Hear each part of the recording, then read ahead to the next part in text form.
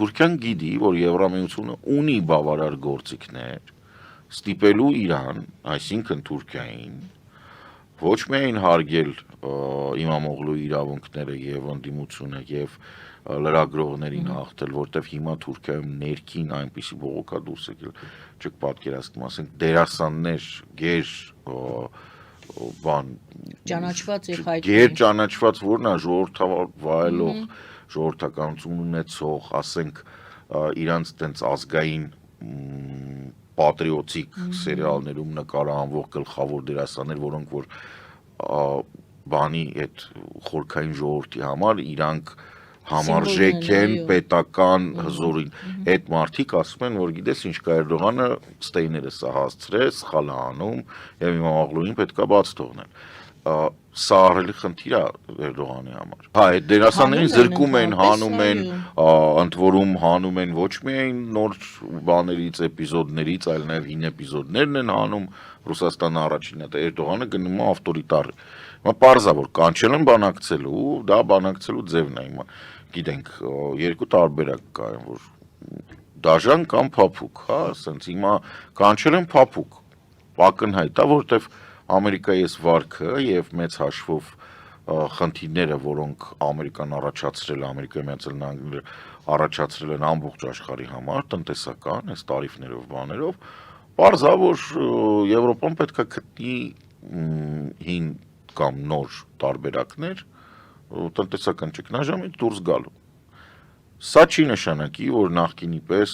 Թուրքիայի տնտեսության մեջ ահռելի ներդրումներ կլինեն, որ Թուրքիան դառնա կամ վերադարձնի Իրան Եվրոպայի գործարանի հաստատությունները։ Դառնա Թուրքիան վերահսկվող, թե ոչ։ Ոչ, Թուրքիան չի կարող դառնա վերահսկվող։ Ոչ մեկ մոդելը, եվրոպական մոդելը չի պարունակում վերահսկելու մեխանիզմներ։ Ճնշման չի պարունակում, որովհետև դրանք տարբեր բաներ են։ Այդ մոդելը, սենց ասեմ, նույնիսկ ամերիկյան արտաքին քաղաքականության մեջ,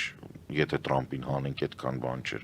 Ամերիկան ավելի շուտ փափուկ ուժով էր գործում, այսինքն Ամերիկան ասում էր շատ լավ կլինի, որ սենց անես, ու դու հասկանում էիր, որ ավելի լավ է տենց անես, քան չանես։ Էրդողանի ներսում հրաժարականն են պահանջում, Իսրայելը ոչնչացնում է իր ամբիցիաները Սիրիայում, ինքը ոչ մի բան չի կարող անի։ Չէ, եթե դուք ակնկալում եք, որ ինչ-որ լուծում կա այս խնդրի, չէ, չկա։ Եվրամիության արտաքին քաղաքականությունը չի պարունակում կոմպոնենտ, որը կարա ինչ-որ մի երկրի իշխանությանը պահի իշխանության։ Չկա, նախատեսված չի։ Եվրամիության հիմնադիր հայրերը, որպես հիմք վերցրել են նեոմարքսիստական մոտեցումներ, որոնք չեն պարունակում ճնշման գործընթաց։ Դու նույնիսկ մեծ հաշվով առանձին վերցրած երևի թե նմանատիպ մեխանիզմներ կարող ուներ Մեծ Բրիտանիան եւ երևի թե Թուրքիայի համար Մեծ Բրիտանիան որպես գործընկեր ամենահարմար գործընկերն է, ուղղակի Մեծ Բրիտանիան Եվրամիության անդամ չի եւ Մեծ Բրիտանիայի ձայնը Եվրամիության համար ոչինչ չի նշանակում, չնայած Ուկրաինայի հարցում իրանք համագործակցում են եւ եվրոպական անվտանգության առումով, ուղղակի Մեծ Բրիտանիան չի կարող Ֆրանսիային ասի, արի Թուրքիային ներգրավենք եվրոպական անվտանգության մեջ, ու Ֆրանսիայի տեսանկյունից Թուրքիան ամենամեծ սպառնալիքներից մեկն է, ու այդտեղ Ֆրանսիայի կողքին կանգնած է Հունաստանը, եւ բացի դրանից Կիպրոսը, եւ բացի դրանից Բուլղարիան, եւ բացի դրանից Ռումինիան, այսինքն չկա երկրների այն ծավալը, որ Օրբանը հո չի կանգնելու, ասի Թուրքիան մեր աղբերն է, այդ ձեր աղբերն է, գնա Թուրքիայում ապրի, մեզնից ինչ եք ուզում, այսինքն տեսեք, երբ մենք նայում ենք մոդելները, մենք պետք է նորովի մոտենանք այդ բանի մեջ, այսինքն մենք չունենք ոչ մի հիմք ենթադրելու, որ դա Հայաստանն էլ է վերաբերում, սա իզուր չեմ ասում։ Ես էլ իզուր չեմ հարցնում։ Հայաստանին դա վերաբերում, այսինքն Եվրամիությունը չունի մեխանիզմ, որով որ կոնկրետ առանձին վերցրած քաղաքական ուժին կպահի իշխանության։ Չինաստանը ասում է Զանգեզուրի միջանցք ձևակերպում մենք չենք օգտագործում։ Այստեղ Հայաստանի եւ Զանգեզուրի միջանցքի եւ առանձին վերցրած այս բաները ոչ մի կապ չունեն։ Չինաստանի հայտարարությունը նրա մասին է, որ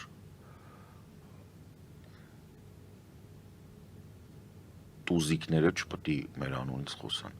ու մեր անունից ուտ խոսան։ Դա ոչ միայն բան է, դա բոլորին է վերաբերվում։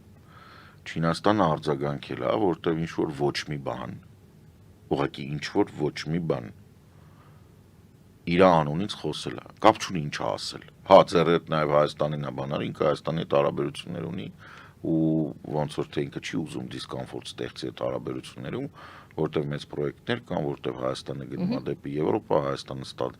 այս հայտարարությունների մասին, որ ապրանքները, որոնք որ Եվրամիությունում ընդունված են Հայաստան կարան հեշտացված բանով, այսինքն ԵԱՏՄ-ի այդ բաներից ազատված կլինեն եւ ԵԱՏՄ երկրներ Հայաստանից չեն գնա, այսինքն հրաշալի ինչ որ մի հատ մեխանիզմ է, շատ լավ է։ Ինչի համար ինքը պետք է Հայաստանի հետ հարաբերությունները վերանա, բայց դրա մասին չի խոսքը, այդքան խորը չի գնացել։ Այնտեղ ռեակցիան սենց է, ես սա չեմ ասել։ Այսինքն Հայաստանի գործոն չկա, պետք է ճիշտ հասկանալ։ Եվ ցանկացած միջազգային հարաբերություններում դա տենց է։ Այդ Տրամպը չի է, որ ասում է, բանը Զելենսկին դիկտատորա 4% անոց, դասում չեմ հիշում տենց բան։ Որ ասել եմ։ Հա, տենց հիմարություն Չինաստանը ունի իր սեփական մոտեցումը, իր սեփական իմիջին եւ իր սեփական բանին։ Ես չեմ ասի, իմ անունից մի խոս։ Հիշեցնեմ, որ բուկվալն 10 օր առաջ Թուրքիայի նախագահի գրասենյակից այն վարչությունը, որը հիմնականում ֆեյքերով է զբաղվում եւ առավելագույնը բան քրդական շարժումների մասին էր խոսում, այդ էր Ադրբեջանի ինչ որ բանին, հա, թարս ապտակ էր տվել, որ տղա ջան, ինչ ես խոսում, մենք ասել ենք, որ այդ սահմանը բացվելու է, ու ոնց որ դուք ձեր մեջ գնացեք, այսինքն մի հատ էլ ընդեղից էին ասես ու մի խոսա։ Մեծ հաշվով Ադրբեջանը եւ որպես Ռուսաստանի մինյոն բոլորին զզվացրել է։ Սա ակնհայտ է։ Ոչ միայն Ադրբեջանը, բայց ասենք մենոնք էլ տենց ոչինչ, բայց բան է, արդյոք բոլոր բեզարել են այս բանը։ Ձեր կարծիքով ինչ է 4 կողմը կատարվում Իրանի եւ Թրամփը կգնա այդ քայլին, թե ոչ։ Թրամփին, ասենց ասեմ, քանի որ ինքը նարցիս է, ոչ շատ խելացի, պինգվինների վրա տարիֆ մտցնող։ Թրամփին արագ հաղթանակ է պետք։ Ակնհայտորեն, որ Իսրայելը խաթր Իրանին հարվածելով ինքը արագ բան չի ստանա, արագ հաղթանակ չի ստանա։ Օբյեկտիվորեն էլի, ասենք, եկեք ճիշտն ասենք, ինչ է նշանակում հարվածել, որ ինչ։ Ես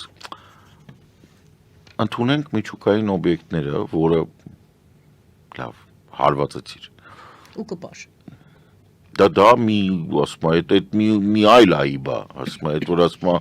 ուխտին նստելը մի այբա իջնել է երկու, հիմա ասենք հարվածեցիր ու կպար, ու տարածեցիր բան, դա այդ ռադիոակտիվ նյութերը գնացին, ծրվեցին։ Իրանը իհարկե մեղավոր կլինի նրանում, որ ինքը ուրանիում հարստացնում է, բայց դու մեղավոր կլինես նրանում, որ փաստացի գործողությունների արդյունքում զանգվածային ոչնչացման զենք ես կիրառել։ Եվ ես իհարկե հասկանում եմ, որ Թրամփը չի ճանաչում Հաագայի տրիբունալը, բայց Հաագայի տրիբունալն է ճանաչում Թրամփին, ինչպես նաև Նետանյահուին, եւ դա ոչ մի լավ բանի չի